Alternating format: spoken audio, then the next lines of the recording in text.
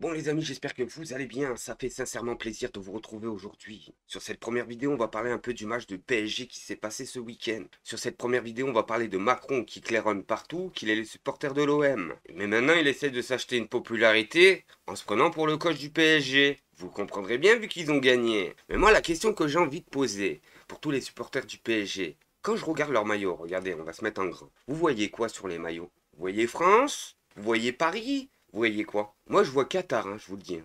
Je vois Qatar. Alors, on voit effectivement écrit PSG ici, mais c'est en tout petit. Et Qatar en gros. C'est bizarre ça. Même le signe de la marque, voyez là, est aussi gros et distinctif que le signe de PSG. Pour vous dire qu'il ne respecte pas du tout. Mais vraiment pas du tout. Maintenant, on va parler d'Emmanuel Macron qui va venir prendre la parole par rapport à la victoire de PSG, alors que le pays, je le rappelle, hein, est en voie de disparition. Hein, je vous le dis, un service public, il n'y en a plus. T'as des personnes qui mangent dans les poubelles. C'est une catastrophe, les amis. C'est une catastrophe. On a l'Ukraine qui continue ses bombardements face à la Russie, alors que la Russie a deux doigts d'envahir l'Europe à cause de ça. Bref, c'est une catastrophe. On a les Américains, Trump, qui essaient de nous la faire à l'envers en absorbant des pays, en mettant à genoux ceux qui sont pas contents, bref, je vous le dis, catastrophique. Mais non, on va parler du PSG, ce charlatan, parce que c'est un charlatan, je suis désolé, sans être méchant. C'est un charlatan. Un président de la République vient pas se pavaner à chaque match de foot, c'est pas possible les amis. À chaque gros match de foot, on voit le président de la République Emmanuel Macron prendre la parole. Prendre la parole. Alors que quand il y avait les gilets jaunes, il prenait jamais la parole quand il y avait les gilets jaunes. Mais bref, ça c'est une autre histoire. Bref, on va laisser parler et après on fait une petite réaction les amis. Mais il y a eu surtout une générosité à chaque seconde.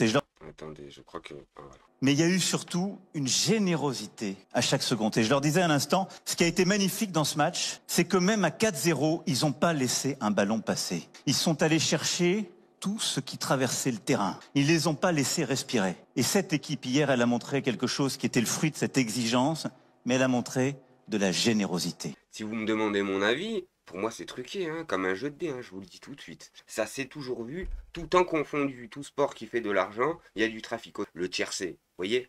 Vous connaissez le tiercé, le jeu des chevaux, le PMU. Voilà, l'un des plus vieux jeux français, même, je dirais du monde. Hein. La course des chevaux. Et ben ça c'est truqué, tout le monde le sait. Pourtant t'as des millions de jeunes, généralement de quartier, hein, ça faut l'avouer, qui jouent les amis, qui jouent et qui se font laminer. Le foot c'est pareil les amis, c'est truqué comme un jeu de dés, point final. Point final, 5-0. 5-0, c'est pas un 5-0. Et les gens, ils trouvent ça normal. 5-0, ils n'ont pas joué contre Bleuet ou je sais plus quoi. Quelle équipe, hein, je vous le dis tout de suite. Hein. Ils n'ont pas joué contre un club qui ne savait pas jouer au ballon. Quand même, de base. Bon, un minimum quand même. Au max 3-0, mais pas 5-0. 5-0, ça veut dire c'est trafiqué, comme un jeu de dés. Et là, les amis, on va se tourner sur ce qui s'est passé pendant le match de PSG. En fait, t'as Paris qui a gagné, et on dirait que, je sais pas moi, les gens, ils avaient gagné au loto. On aurait dit les gens, ils avaient... Et encore, hein, et encore. Je vous le dis. Pas sur cette vidéo, regardez. On bloque un périph. On bloque un périph. Alors, moi, là, je vais parler à tous ces gens-là, là. Ils étaient où quand il y avait la manifestation des Gilets jaunes? Ils étaient où? Parce que la plupart, je vous le dis tout de suite, hein, ils y étaient pas. Alors je sais qu'il y en a qui vont me dire j'y étais, blabla, blabla. Oui, si, effectivement. Mais la plupart y étaient pas. La plupart. Comment ça se fait quand il y a un match de foot, il y a plus de personnes que quand il y a des manifestations? Parce que je vous le rappelle, vous les jeunes, hein, les manifestations que font les Gilets jaunes et d'autres manifestations, c'est pour vous, pour les droits de vous, pour les droits des prochaines générations. Vous voyez ce que je veux dire? Eh ben non, les amis, eux, ils s'en foutent complètement. Mais vraiment complètement, en fait. Regardez, regardez. Ils bloquent le périph', ça s'amuse à faire des motocross du deux roues, sans casque. Ils font plus de bruit pendant un match de foot que pendant des manifestations. Qu'est-ce que vous voulez que je vous dise? Ils aiment becter, ces personnes-là. Ils aiment le pain dur.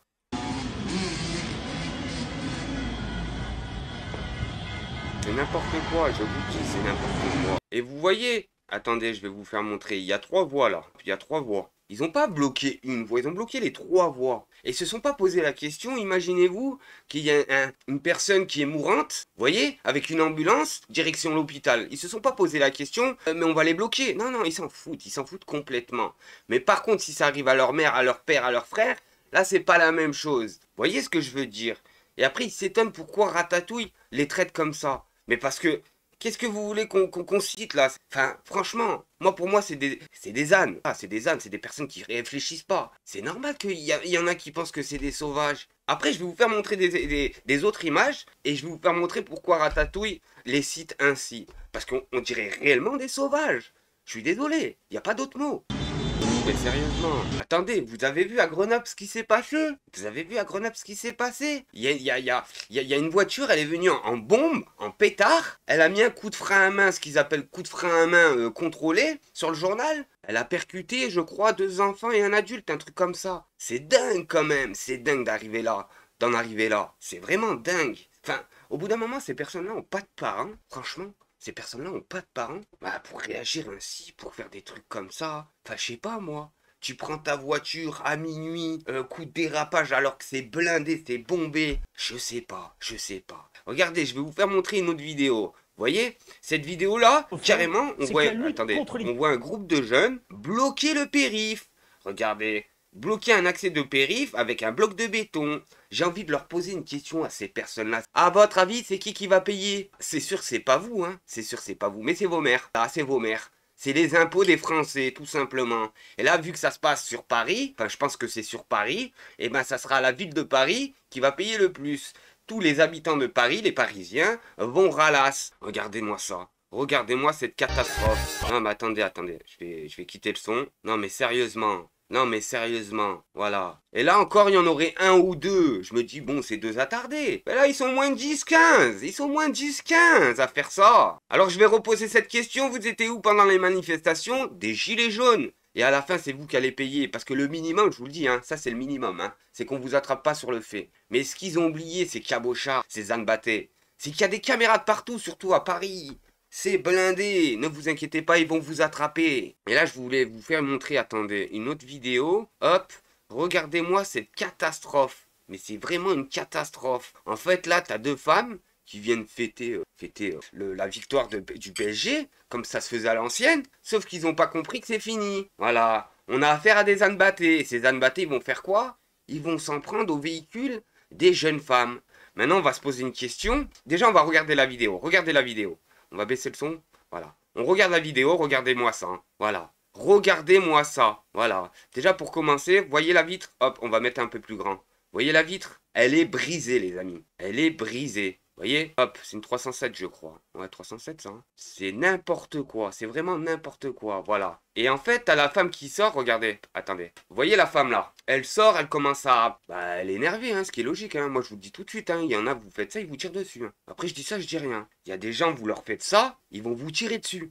Voilà. Je vous l'ai répété, on n'est pas dans le monde de Babar. On n'est pas dans le monde de Babar. Il y en a qui rigolent pas du tout. Mais vraiment pas du tout. Mais vu que ces vieux lâches, ils savent très bien à qui s'en prendre, ils se sont attaqués à un bout de femme. Un bout de femme. Je vais reposer la question. T'aimerais bien qu'on fasse ça à ta mère ou à ta femme? Non mais sérieusement, que ta femme, elle arrive, elle se promène avec les enfants, Imaginez-vous, il y a des enfants, on fait comment? On fait comment? Bon bref. Et t'as quand même des gens qui arrivent à tweeter ça, et pas à faire comme moi, à dire que c'est pas bien. Non, non, regardez. Elle se prend pour qui cette dinde à faire la morale aux jeunes qui fêtent la victoire du PSG sur son pare-brise? Non mais sérieusement les amis, sérieusement les amis, on est dans quel pays là? Dans quel pays? Mais je vais vous le répéter hein, pour ceux qui ont fait ça. Vous allez ralasse, il y a des caméras de partout, il y a des caméras de partout. Et maintenant la justice va falloir qu'elle fasse son boulot, hein, je vous le dis tout de suite. Hein, pour ces personnes-là qui s'amusent à casser n'importe quoi. Et surtout à s'en prendre à la population, hein, avant qu'il arrive un crime. Et un danger vraiment pour ces jeunes-là, condamnez-les et sévèrement. Voilà, faut faire des exemples. C'est simple comme bonjour les amis. Parce que vous voulez savoir c'est quoi le pire? C'est que Ratatouille se félicite. Se félicite. Alors qu'il y a eu des milliers de blessés. Des milliers, hein, les amis. Des milliers de blessés en France à cause de ce match-là. J'ai envie de te dire, ils étaient où les autorités hein, parce qu'il y en avait, mais c'était pas non plus le match, les mêmes autorités qu'il y avait pendant le match d'Israël. Vous voyez ce que je veux dire? Bref. Ils étaient où les autorités, sérieusement, pour démêler ça? Parce que là, je vous le dis, c'est une catastrophe. Vraiment une catastrophe. Bref, les amis, on regarde Ratatouille se féliciter et on fait une petite réaction. Hier et cette nuit, ce que je veux dire, c'est que la fermeté de la réponse sécuritaire a été au rendez-vous. Elle a été à la hauteur. Quelques chiffres que j'ai agrégés, pas seulement de la préfecture de police de Paris, mais de l'ensemble du territoire national. Attention, parce que ces chiffres nous remontent progressivement et chaque chiffre que je donne peut être modifié dans les heures à venir, bien évidemment. Mais pour vous montrer le niveau de cette fermeté de la réponse sécuritaire, quelques chiffres. D'abord, il y a eu 563 interpellations. 307 gardes à vue. On a vu d'ailleurs dans un magasin que 30 individus ont pu être interpellés dans un magasin qui vend des chaussures de sport. D'autres l'ont été aussi, qui se baladaient là aussi dans la rue avec en emportant un certain nombre de paires de chaussures de sport. Donc il y a eu cette réponse policière. Et je crois qu'on ne peut pas s'en contenter. On ne peut pas se contenter de chiffres. Et je suis en colère aujourd'hui, comme beaucoup de Français, qui ne s'habituent pas plus que je ne m'habitue, à ce déchaînement de violence. On ne peut plus avoir finalement de grandes fêtes sportives sans qu'il y ait, et malgré cela, une mobilisation massive de forces de sécurité intérieure. Ça donne à s'interroger. Je pense que la France, comme je l'appelle des honnêtes gens, ne s'habitue pas non plus. C'est insupportable quand des parents sont pris de panique parce que leur enfant est parti pour fêter une grande victoire sportive. Ça, c'est insupportable. Et ça ne devrait pas avoir lieu. Et en fait, le problème, c'est quoi, les amis? C'est que ça donne raison à Ratatouille. C'est simple comme bonjour, ça lui donne raison. Qu'en fait, il y a une bande de la population qui ressemble vraiment à des sauvages. C'est simple comme bonjour. Vous savez pas vous discipliner ou quoi? Et là, je vais parler aux parents. Va falloir être plus autoritaire avec les enfants, avec les jeunes. Parce que c'est pas compréhensible que votre jeune déjà sort à plus de minuit, ça c'est pas possible les amis. Faites ou pas faites, s'il est mineur il reste à la maison. C'est simple comme bonjour, je vous le dis tout de suite. Moi personnellement je suis né dans un quartier, vous savez, je vous l'ai déjà dit. Et à 15 ans, je vous le dis, hein, à 15 ans, à 8h30, j'étais au lit. Et les amis, on va se tourner sur France Info avec un historien spécialiste du monde arabe. Je vous le dis, c'est pas Joel rigolo. Celui-là, il connaît très bien son sujet. Et on va lui poser une question. Est-ce que le Hamas s'est-il planqué dans les écoles et dans les hôpitaux? Très bonne question. Il va expliquer que les Israéliens n'ont jamais pu porter de preuves et des allégations. Les communiqués, les accusations sont toujours les mêmes.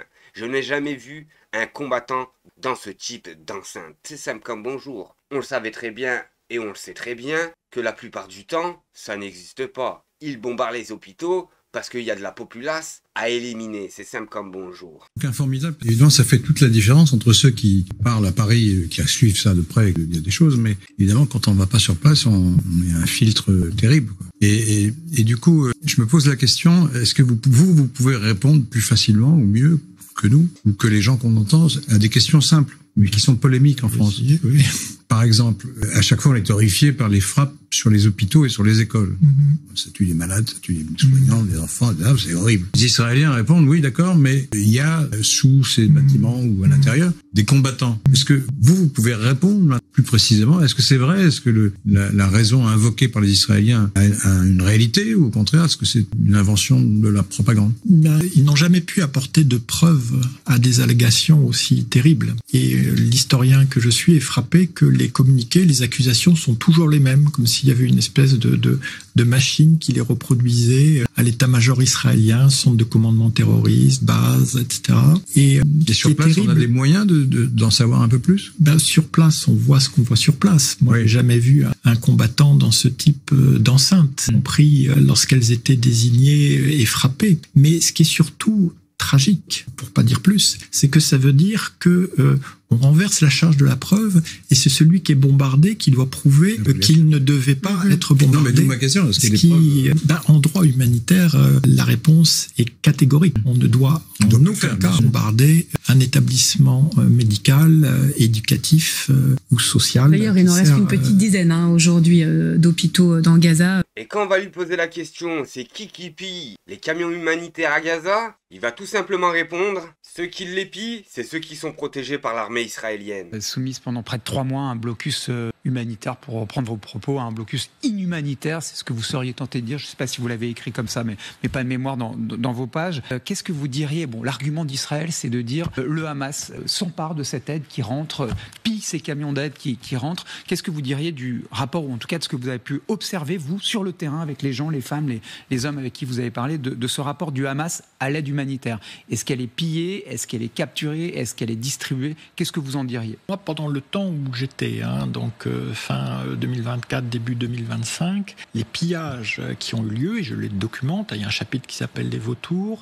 sont le fait de gangs mafieux qui sont liés ouvertement à l'armée israélienne. et l'armée israélienne utilise ces pillages à la fois pour se créer des relais dans le crime organisé à Gaza, vu qu'elle a été incapable de trouver quelques collaborateurs que ce soit en dehors de ces mafieux, mais aussi pour discréditer l'ONU. C'est une campagne de long terme qu'Israël mène contre l'ONU, et ça permet d'une certaine façon de donner d'une main un peu d'aide humanitaire, il faut voir que les niveaux sont toujours notoirement insuffisants, et de l'autre de la reprendre, si j'ose dire, par les pillards. C'est assez frappant.